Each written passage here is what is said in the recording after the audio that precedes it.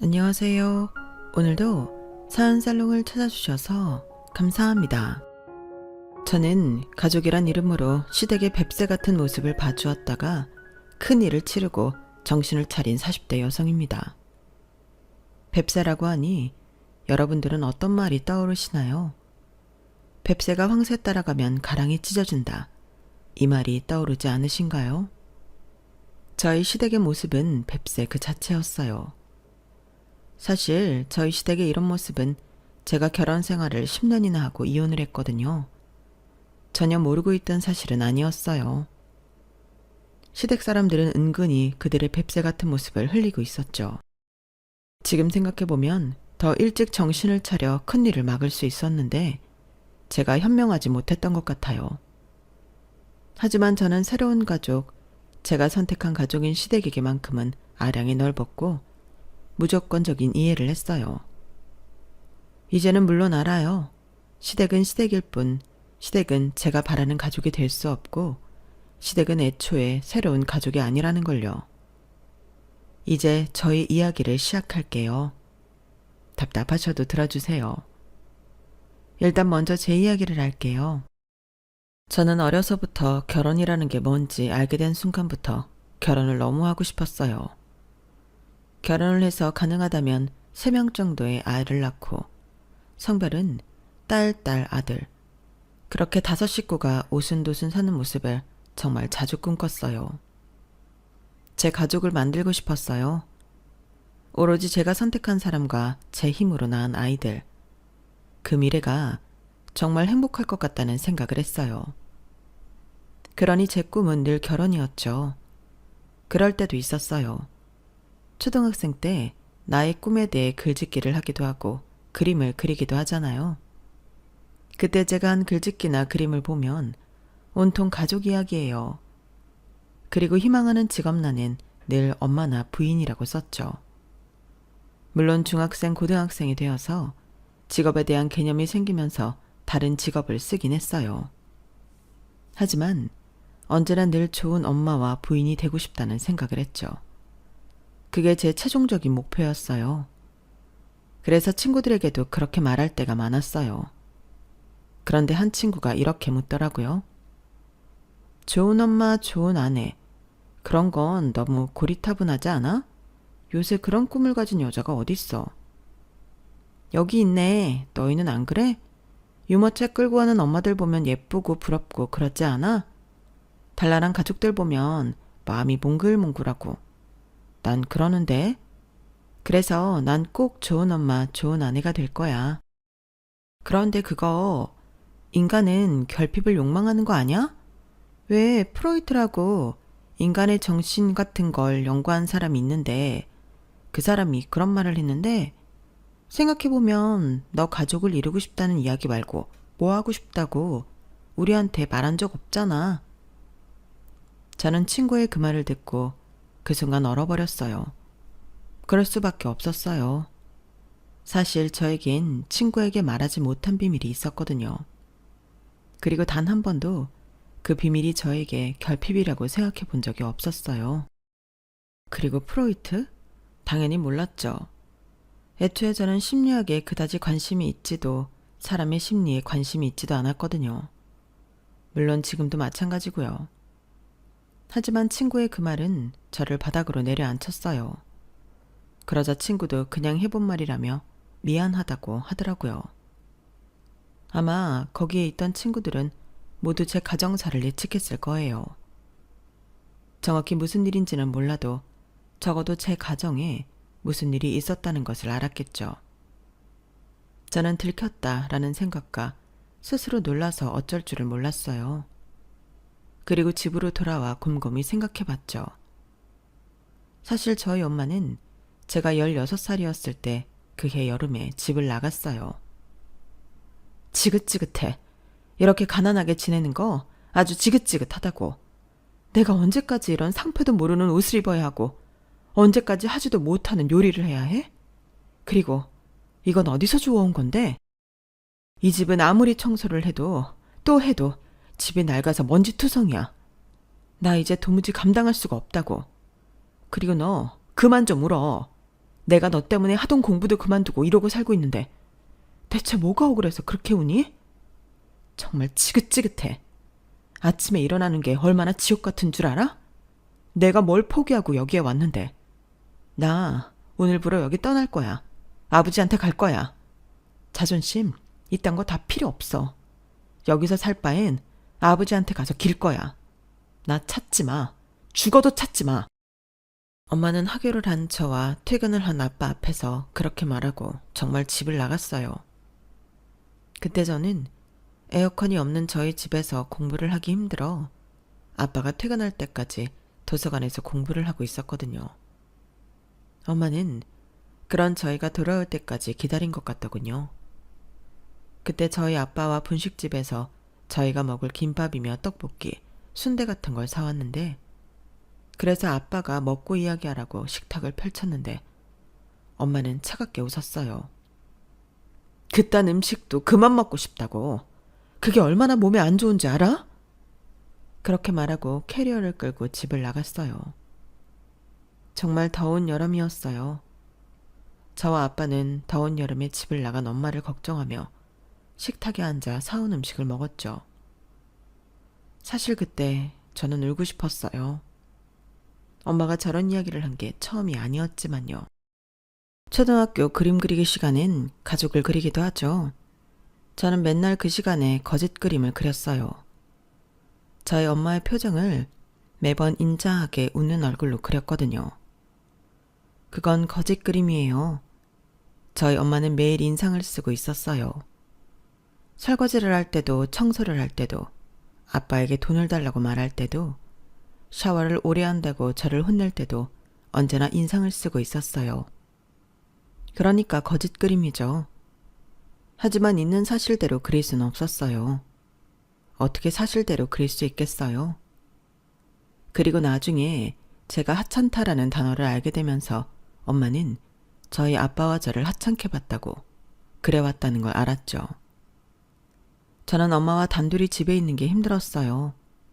엄청 긴장했거든요. 중학생 때보다 어릴 땐 엄마의 관심을 끌려고 앞에서 춤도 추고 그랬던 것 같은데 초등학교 고학년부터는 눈치만 봤어요. 엄마가 터지지 않게, 만두처럼 터지지 않게 조심해야 해. 늘 그렇게 생각했죠. 하지만 그렇게 행동한다고 미숙한 어린아이가 완벽했을까요? 늘 엄마는 만두처럼 터져서 저를 나무랐어요. 그것도 일상이라면 일상이었죠. 그리고 아빠가 오면 타겟은 아빠가 되었죠. 늘 그런 식이었어요. 그러다 보니 저는 대체 엄마가 왜 아빠와 결혼을 했는지 이해할 수 없었어요. 하지만 매번 아빠에게 물어보지 못했죠. 어마어마한 사실을 들을 것만 같았거든요. 이를테면 저를 가져서 어쩔 수 없이 사랑하지 않는 두 사람이 결혼을 했다는 흔한 이야기요. 그 이야기를 들을까봐 겁이 났어요. 그렇게 묻지 못한 상태로 엄마가 집을 나갔죠.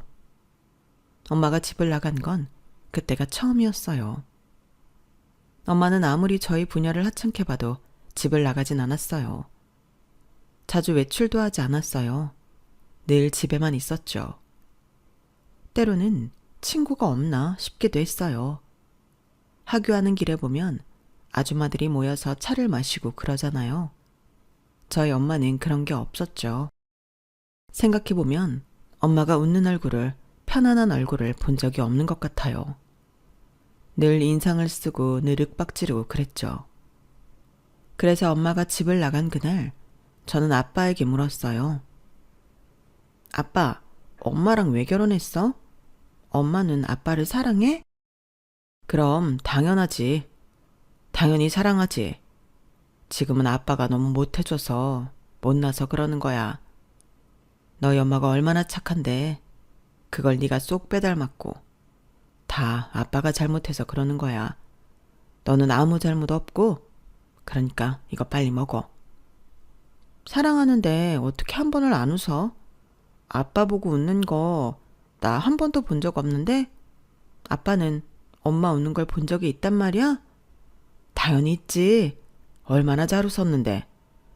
말도 안 돼. 엄마가 요새 너무 힘들어서 그래. 엄마 여기에 가족도 없고 친구도 없잖아. 혼자 얼마나 외롭겠어? 너도 친구들이랑 놀고 공부하느라 바쁘고 아빠도 바쁘고. 그러니까 셈이 난 거야. 너희 엄마도 옛날엔 친구 많았어. 공부도 잘하고 예쁘잖아. 그리고 엄마는 지금 아빠 도와준다고 예전에 하던 공부도 다 그만두고 아빠한테 온 거야. 그리고 예쁜 너를 낳고 네가 다 크고 공부를 하니까 아무래도 다시 공부가 하고 싶나 봐. 아빠가 더 노력해야지. 엄마가 하고 싶은 대로 다 하게 해줘야지.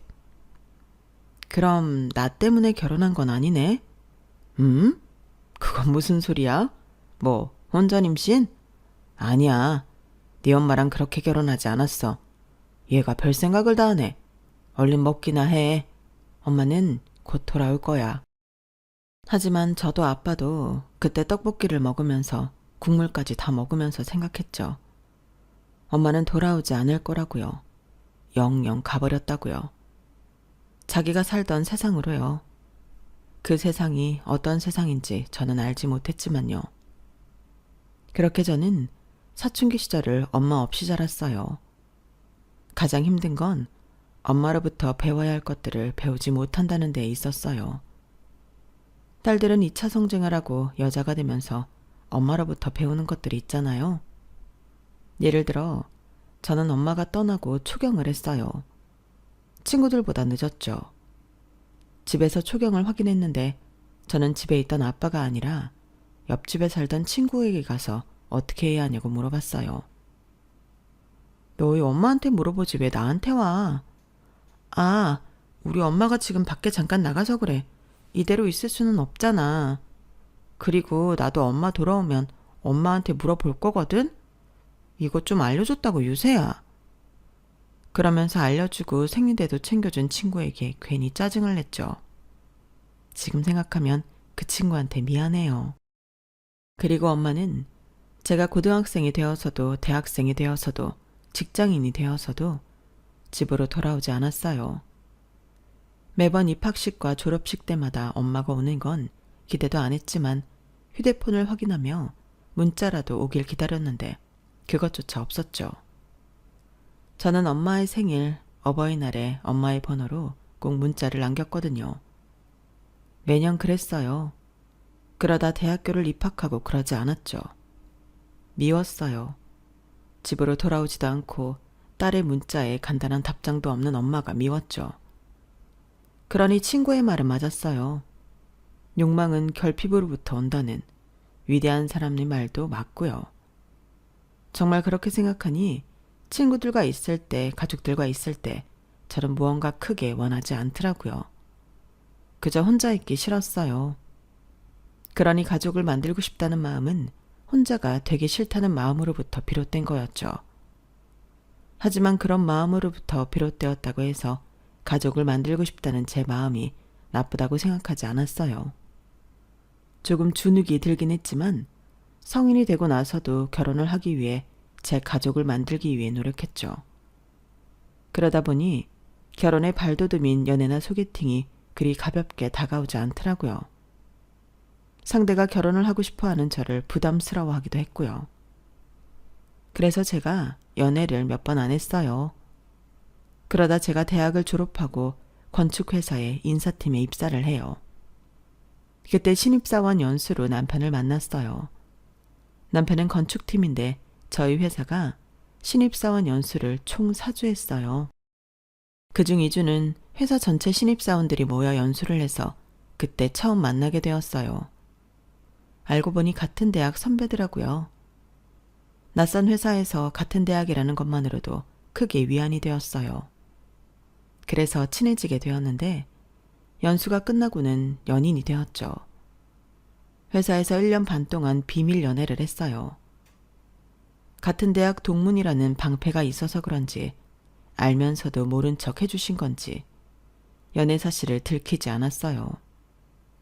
일에 지장이 가지도 않았고 이후에 결혼 준비하면서 한 분 한 분 말씀을 드렸죠.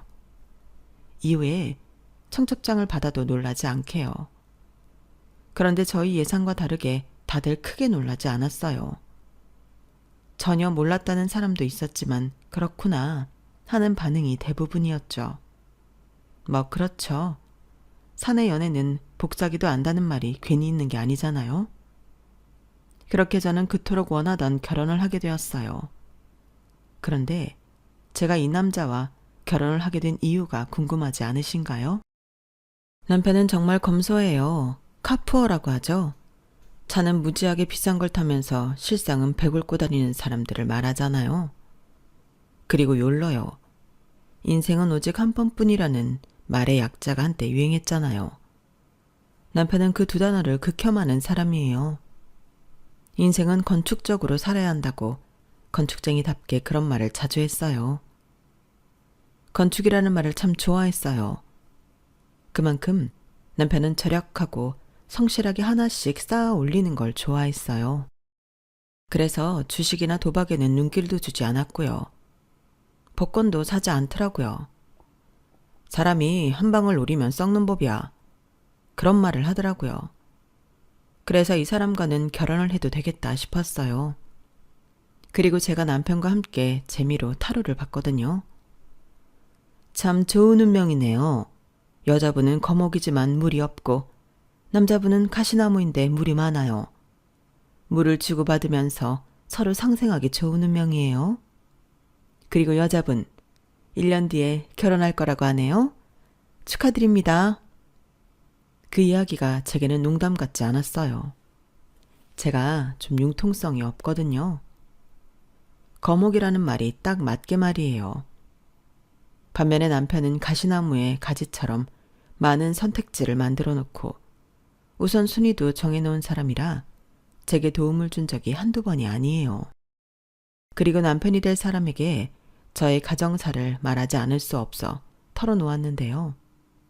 저는 이야기를 하면서 도중에 그만둘까, 농담이라고 할까 이런 생각이 수없이 들었어요. 하지만 남편은 표정 하나 바뀌지 않았어요. 저를 쳐다보지 않고 계속 이야기를 들었죠. 그리고 제가 이야기를 다 끝내자 제 눈을 똑바로 보더라고요. 그래? 그래서 네가 성숙하구나. 다른 또래에 비해서. 다 먹었어?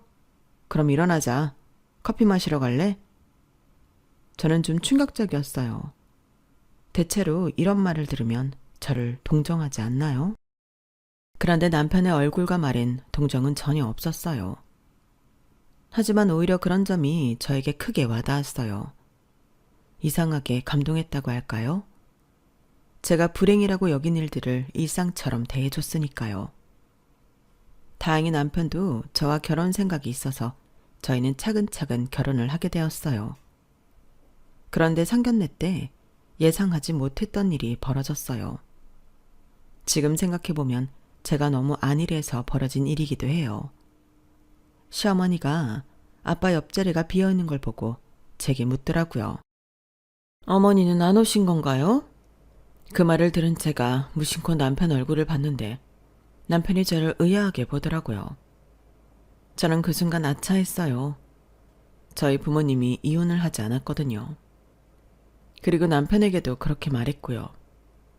그러니 시댁에선 이혼을 하지 않은 서류상 친모인 저희 엄마가 당연히 올 줄 알았던 거예요. 제가 무척 당황했어요. 아무 말도 하지 못했죠. 그리고 저희 아빠가 당황한 제 손을 잡았어요. 아, 지영이 엄마는 이 자리에 안 올 겁니다. 그리고 결혼식에도 안 올 거고요. 저희가 별거 한 지가 오래지만 사실 이혼한 것과 다르지 않습니다. 이 말씀을 제가 먼저 드렸어야 했는데 죄송합니다. 아니, 결혼식에도 오지 않는다고요? 아무리 별거를 오래 했어도 하나뿐인 딸 아닙니까? 결혼식 부모석에 빈자리 있는 거 사람들 입에 오르내리기 좋습니다. 웬만하면 두 분이서 이야기해 오라고 하는 게 좋지 않겠습니까? 딸이 하나라고 들었는데 너무하시네요. 요새는 이혼을 해도 별 껄끄럽고 생각한 관계 아니면 참석한다고 하던데 두 분 사이에 무슨 큰일이 있으셨나요? 그런 이야기는 제가 아들에게 듣지를 못해서. 지영아, 무슨 일이 있었니?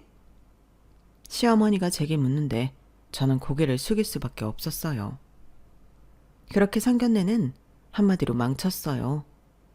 하지만 그렇다고 결혼식 준비를 멈출 수는 없기에 매일 결혼식 준비를 했죠.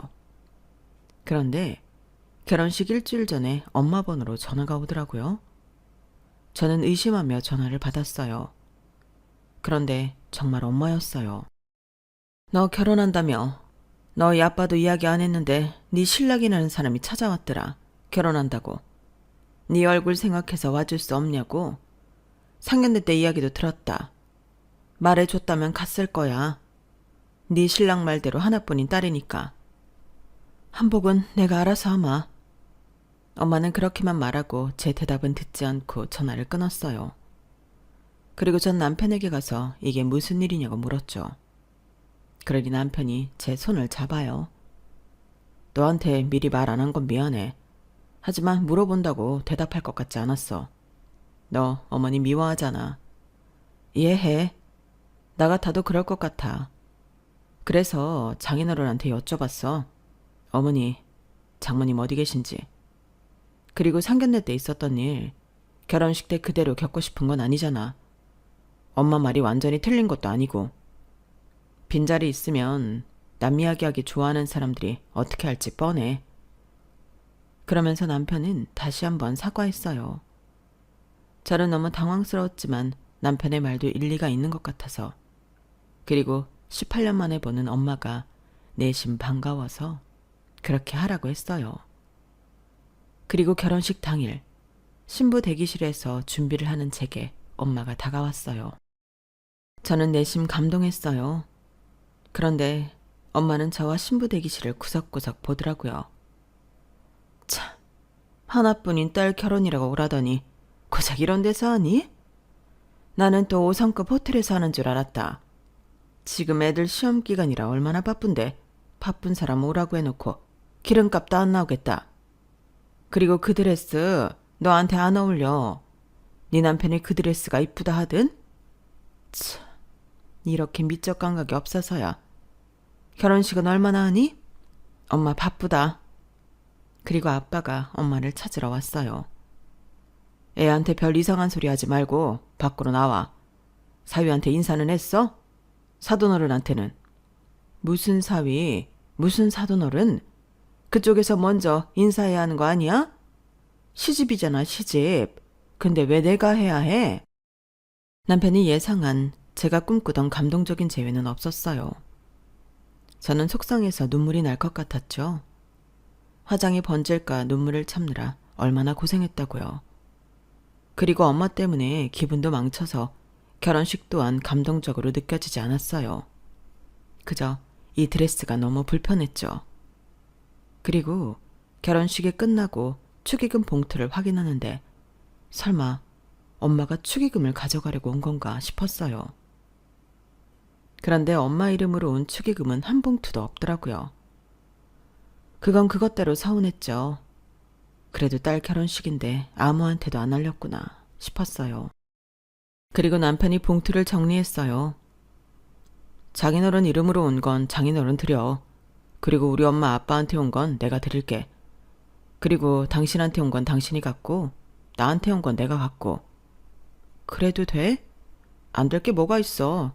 우리 결혼식 비용도 다 냈고 나머지도 뭐 쪼달리지 않잖아. 이러는 게 마음이 편해. 하긴 남편의 말도 맞았어요. 신혼여행 비용도 다 냈고 전세 대출도 저희 월급에 부담스러운 정도도 아니고 가구 할부도 마찬가지였고요.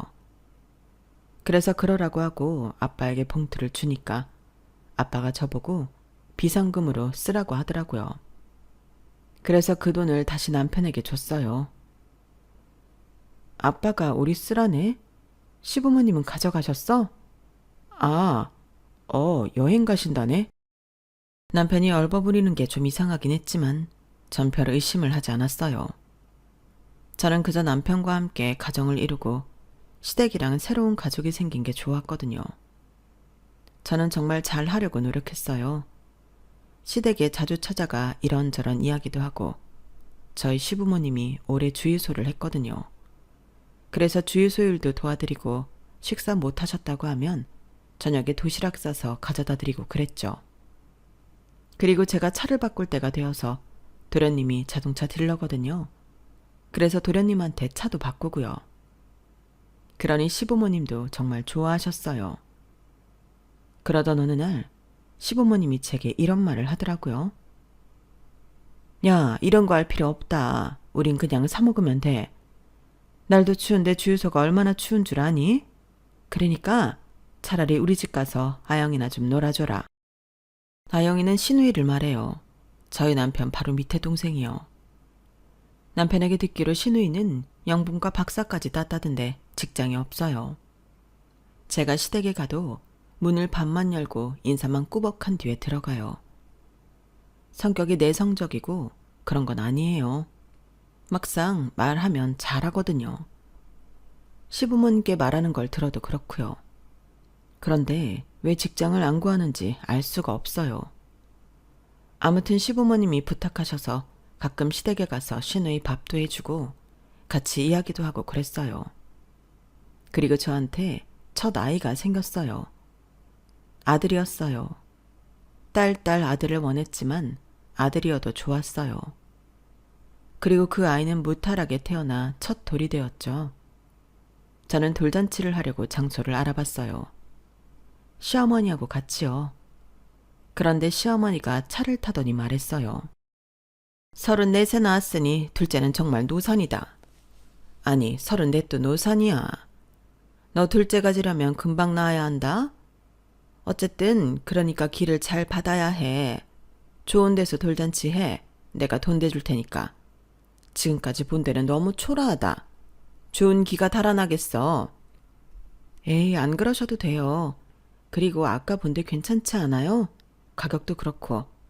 어차피 요새 돌잔치는 사람들도 많이 안 와서 넓은 데는 필요 없어요. 어머머? 얘가 무슨 말을... 우리 지인 중에 애 돌잔치 온다고 하는 사람이 얼마나 많은데.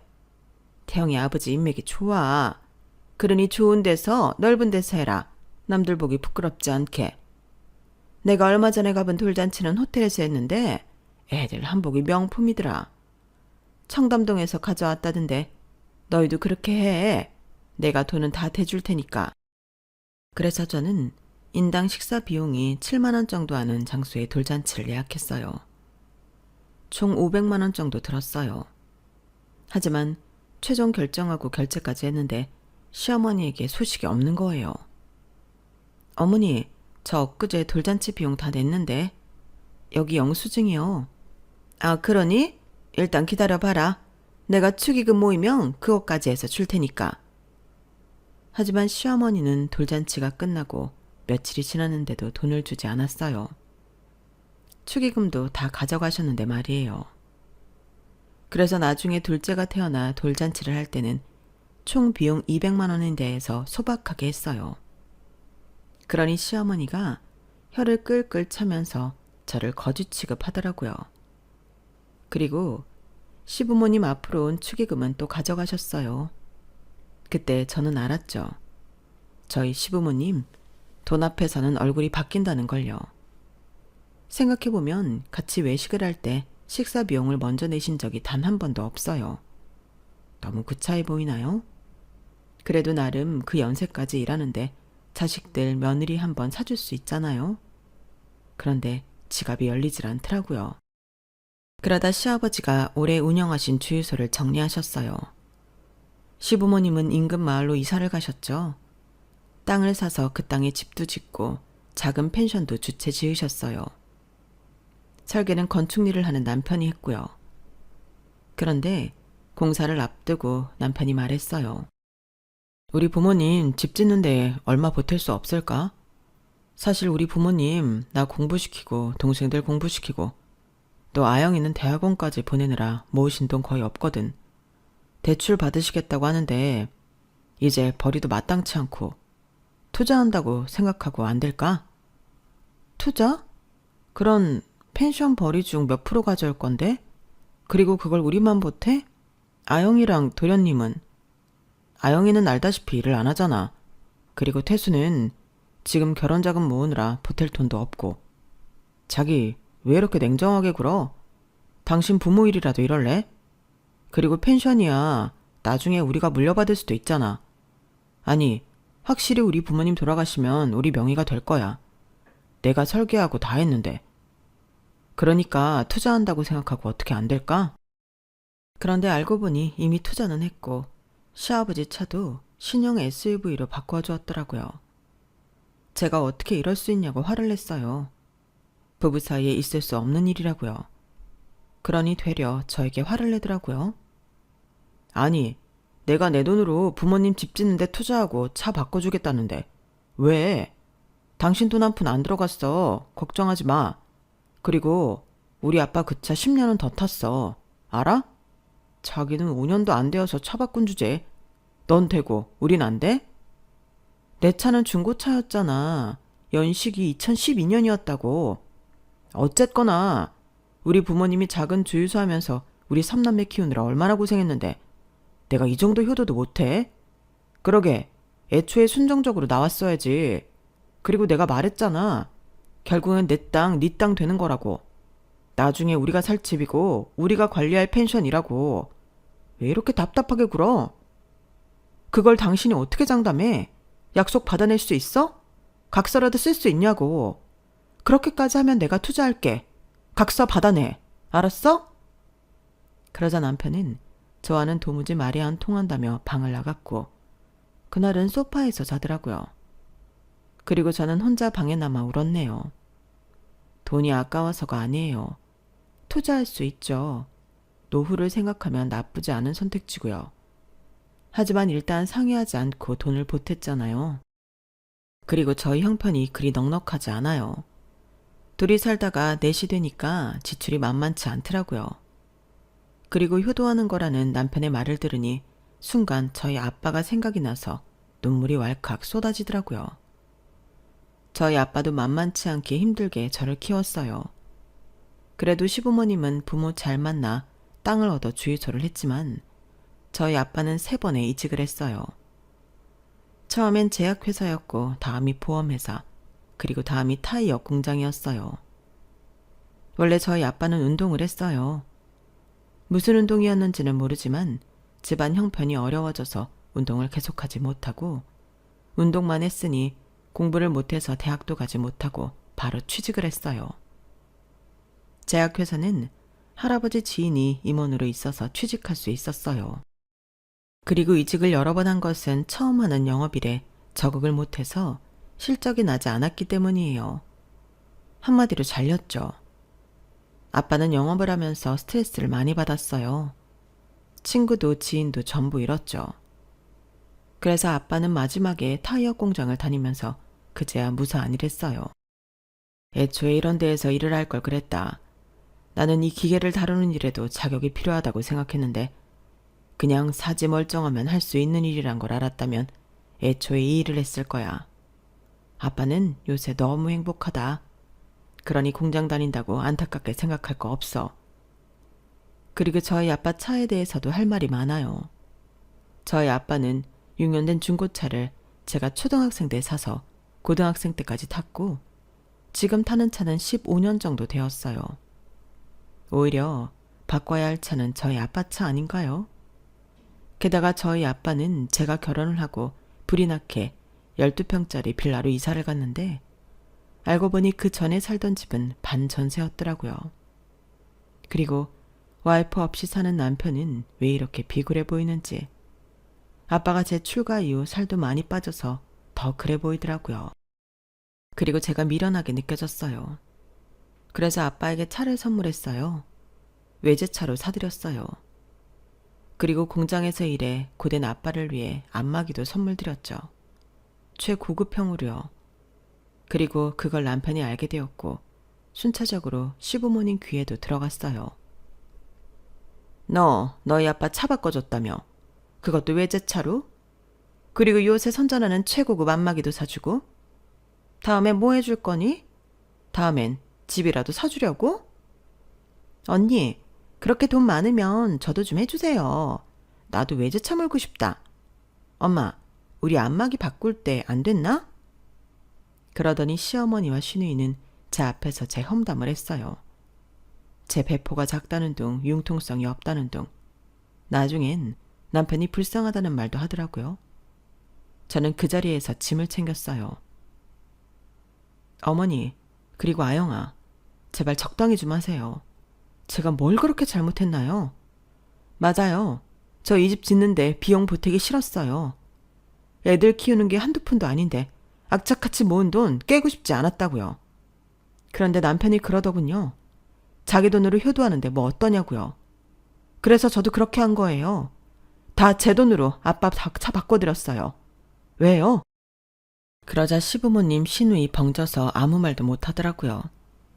하지만 그 이후 시어머니와 시누이는 저를 무시했어요. 빈정상한 게 1년은 더 갔죠.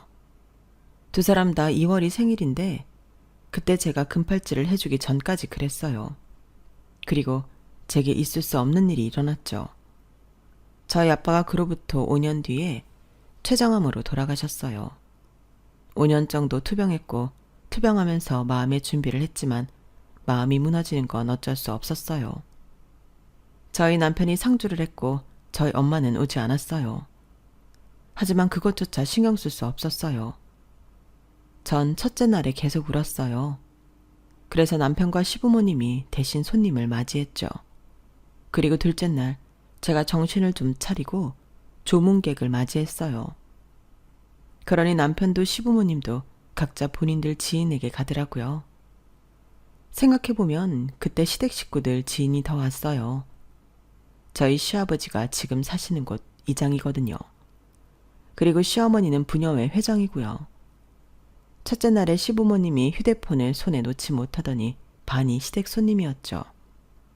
그리고 다음날 새벽 시댁에서 저희 아빠 보험금 이야기가 나왔어요. 보험금 수령은 네가 하는 거니? 아니면 아직 이혼 안 한 너희 엄마가 하는 거니?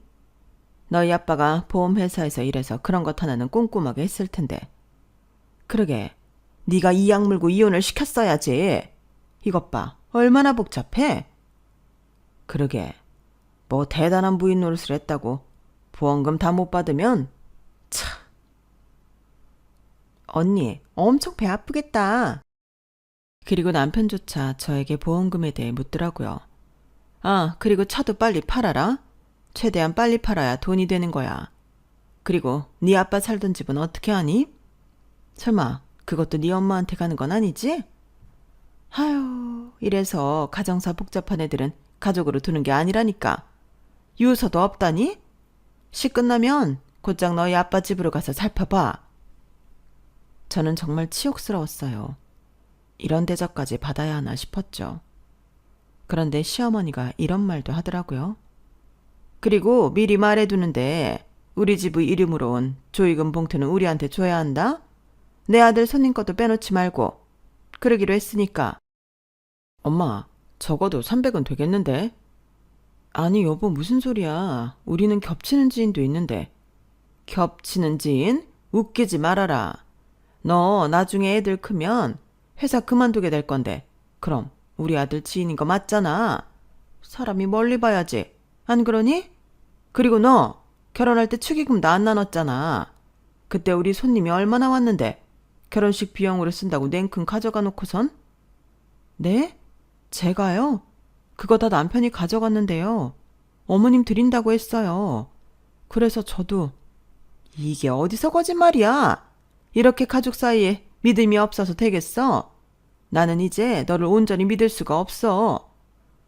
아니 어머니, 제가 대체 뭘 어쨌다고 그런 말씀까지 하세요? 믿음이요? 그렇게 따지면 어머니도 할 말 없죠. 믿음이 있는 가족이 그렇게 하나요? 어제 저 빼고 다들 호텔에서 쉬었잖아요. 저한테 묻지도 않고요. 그건 한 사람이라도 남아 있어야 하니까 그렇지. 이건 너희 아빠 장례식이잖아. 그럼 우리 중 한 사람이 남으리? 아니 아무리 그렇다고 해도 그건 아니죠. 그리고 아빠 돌아가신 와중에 보험금이요? 유산이요? 그게 가족으로서 할 말이에요? 저는요. 그때 누군가가 장례식장 안으로 들어왔어요. 바로 엄마였어요. 엄마가 검은 옷을 입고 신발을 아직 벗지 않은 채로 저희를 보고 있었죠. 이게 무슨 일인가요? 저희 엄마가 물었어요. 그러니 시어머니가 팔짱을 끼고 웃었어요. 제3자는 빠지시죠? 그런데 저희 엄마 전혀 주눅들지 않고 신발을 벗었어요. 신발장에 가지런히 신발을 두고 아빠의 영정사진 앞에서 절을 하고 조의금을 함에 넣었어요. 그리고 저희에게 왔어요. 제 3자라는 말에 할 말이 없지만 그래도 아직 이혼은 안 했으니까요. 무슨 일 있나요? 멀리서부터 큰 소리가 들리던데요. 그리고 늦은 건 죄송합니다. 제가 소식을 못 들어서. 소식 듣고 정리할 걸 정리하니 이 시간이네요. 엄마는 그런 말을 하며 시댁 식구들 앞에서 고개 숙여 사과했어요. 저에게 너무 낯선 모습이었어요. 그리고 제가 조용히 할 말이 있어서 왔는데 그냥 이 자리에서 말할게요. 오늘 너희 아빠 집에서 유언장 확인했다. 보험금을 너와 나 7대3으로 나누어 상속한다는 이야기랑 집도 차도 나에게 주겠다는 이야기가 적혀 있다구나. 그런데 나는 필요 없어. 나한텐 집도 있고 차도 있고 돈도 있으니 말이야. 그리고 나는 받을 자격이 없어. 네 아빠를 혼자 남겨두고 갔으니까. 그래서 나는 이 모든 걸 너한테 주려 한다. 변호사를 통해 서류를 보내마. 너는 거기에 사인만 하면 돼. 저는 엄마의 말에 무척 놀랐어요. 시댁 식구들도 놀란 건 마찬가지였죠. 그리고 엄마는 제게 제안 아닌 제안을 했어요. 그리고 너는 회사 그만두고 할아버지 회사로 가거라. 할아버지가 큰 도자기 회사를 운영하고 있다는 걸 내가 말했었나? 하지 않았더라도 가거라. 딱 보니 시댁에서 존중받는 것 같지 않으니 나도 마음 편히 네 자리를 만들어 놓을게. 아주 큰 회사다. 오빠 애들한테는 뜻이 없어서 후계자가 필요해. 지금부터 일을 배우면 나중에 물려받을 수 있을 거다. 다음 주부터 출근해라. 제가 벙쪄서 아무 말도 못하니 시어머니가 저에게 눈치를 줬어요. 아우, 사돈어른 당연히 그래야죠. 예, 후계자라잖니. 어서 하겠다고 해. 그럼 우리는 떼돈을 버는 거야. 그리고 그 말을 들은 엄마가 피식 웃었어요. 죄송하지만 그 댁으로 들어가는 돈은 한 푼도 없을 겁니다. 사실 밖에서 무슨 이야기 하는지 다 들었어요. 제 앞에서 순순히 사과하면 이렇게까지 할 생각은 없었는데 제 딸 이제부터 제가 데리고 살겠습니다. 이혼시키겠다는 소리입니다. 하나뿐인 제 딸 이런 대접 받고 사는 거 원하지 않습니다. 물론 제가 키운 건 아니고 제 남편이 다 키웠지만요. 하늘에서 보고 있을 제 남편도 이런 생활 원하지 않을 겁니다. 그러니 이제껏 챙겨주어 고맙다는 말은 하지 않을게요. 그럴 자격 없으니까. 댁도 저도. 그렇게 말하며 엄마는 시댁 식구들을 장례식에서 내쫓았어요. 너는 어쩜 남자 보는 눈이 없니? 날 안 닮았나? 그게 무슨 소리예요? 갑자기 와서 그런 말이 하고 싶어요? 그리고 아까 그건 대체 무슨 말이에요? 말 그대로야. 이해했으면서 뭘 묻니? 하여튼 넌 네 아빠를 닮아서 확실한 걸 좋아하지. 그러면서 엄마는 옛날 이야기를 해줬어요. 아빠의 말대로 엄마는 아빠를 엄청나게 사랑했다는 이야기요. 서로 부지런히 사랑했어요. 하지만 그건 저를 갖고 제가 태어나 목을 가누기 전까지의 일이었어요. 시간이 지나면서 엄마는 깨달았어요. 부잣집 딸인 엄마가 가난한 아빠를 감당하기엔 속이 좁다는 걸요. 엄마는 좁은 집, 중고로 산 물건, 저렴한 것들 이런 게 마음 편히 받아들여지지 않았어요. 그래서 매일 짜증을 낸 거였어요. 그러니까 그를 사랑하지만 그의 주변을 사랑할 수 없는 자신의 좁은 마음에서 비롯된 짜증과 노여움이었죠. 그러다 참다 못해 집을 나간 거예요. 그리고 엄마는 그 점을 저에게 사과했어요. 택시에 올라 후회했지만 돌아갈 자신이 없었어요. 그렇게 엄마는 예전의 생활로 돌아갔죠. 학교로 가 박사학위를 따고 도예과 교수가 되었어요. 그러면서 아빠와는 가끔 연락을 했어요. 미안하다는 말을 가장 많이 했죠. 제가 눈에 밟힌다는 이야기도 했고요. 네 결혼식에서 그런 말을 한 것도 진심이었지만 또 어떻게 보면 진심이 아니었어. 내 하나뿐인 딸이 초우와 결혼식을 했으면 좋겠다는 마음과 차라리 혼자 살아서 내 고통을 겪지 않았으면 하는 마음이 섞였었거든. 그래도 그런 말을 한 건 미안하다. 상처가 되었다면. 그리고 장례식에 늦은 것도 미안해. 네 할아버지 아직도 정정하거든. 그래서 아직도 네 아빠를 미워해. 못 가게 하더라고. 결국엔 나왔지만. 아무튼 미안하다. 그리고 엄마는 변호사를 선임해 줄 수 있으니 소송하고 싶으면 하라고 했어요. 그런 말을 하고 저와 밤새 이야기를 했어요. 그런 뒤에 장례버스에 올라 아빠를 화장하고 추모 공원에 모셨죠. 그때까지 시댁 식구들은 보이지 않았는데요. 저희 집에 있더라고요. 모두 제 발목을 잡고 그리고 고개를 조아리고 사과를 해요. 미안하다. 우리가 너무 잘못했다.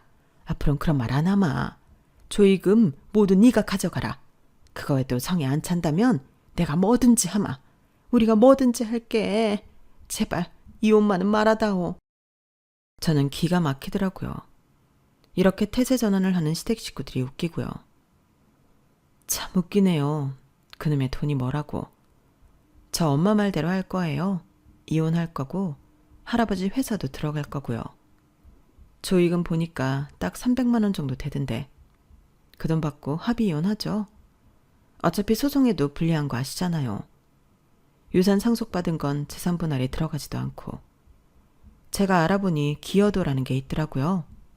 그리고 저희 집이며 차며 적금이며 다 남편 명의인 건 아세요? 거기서 제 기여도를 따지면 제가 오히려 이득일 텐데요. 설마 남편 기여도가 아드님 기여도가 높다고 생각하는 건 아니죠? 맨날 시댁에 가서 청소하고 일 도와주고 제가 그랬는데 당신은 우리 아빠 집 자주 가지도 않았잖아. 그 명의 네가 다 가져가. 대신 친권이랑 양육권은 내 거야. 알겠어? 거기에 대해선 입도 뻥긋하지 마. 이제 다들 가주실래요? 이왕이면 너도 좀 가고. 엄마랑 서류 정리되면 집어넣어서 나갈 테니까 그때까지만 시댁에 있어. 빨리들 나가요. 진짜 꼴도 보기 싫어서. 제 말이 무서웠는지 정말 남편과는 합의 이혼을 했어요. 친권도 양육권도 제가 모조리 가져왔고요. 그때 저는 제 시댁 식구들이 덩치만 크고 심장은 콩알만한 사람이라는 걸 알았죠. 저 같았으면 안 되더라도 소송해봤을 텐데 이런 식구들에게 뭘 그렇게 쫄았는지 저도 제가 한심하더라고요. 그리고 저는 난생 처음 보는 할아버지 회사로 들어가 일을 배우고 있어요. 도자기를 전문적으로 배우는 일은 처음이지만 그래도 예쁘고 재밌더라고요. 그리고 넓게 봐서 제가 잘 읽으면 제 아들들도 일자리가 보장된 거잖아요. 요즘 같은 시기에 얼마나 다행이에요. 저는 제 아들들만 보고 열심히 할 생각입니다. 그리고 아마 남편은 재혼도 못할 거예요. 제가 회사에 모조리 다 이야기하고 퇴사했거든요. 누가 이런 시댁에 시집 오고 싶겠어요. 그리고 시부모님이 사는 마을에 부녀회를 통해 소문을 냈어요. 부녀회에서 저희 아빠 장례식에 온 분들이 불만이 많더라고요. 하긴 누가 사돈어른 장례식에 사람을 불러요. 그래서 시아버지는 이장자리에서 내려오고 시어머니도 부녀회에서 퇴출당했어요. 아마 이사를 가실 것 같아요. 부동산에 물어보니 집을 내놓았다고 하더라고요. 여기까지 저희 뱁새 시댁에 대한 이야기는 끝입니다. 어떻게 보셨나요? 정말 뱁새가 황새 따라하단 가랑이 찢어진다니까요. 저도 제 분수 지키며 열심히 살아가 볼 생각입니다. 제 이야기 들어주셔서 감사드리고요. 모두들 부자 되시고 건강하세요. 여러분, 사연 댓글에 응원과 현명한 조언 부탁드려요. 좋아요와 구독은 저에게 큰 힘이 됩니다. 오늘도 좋은 일 가득하세요.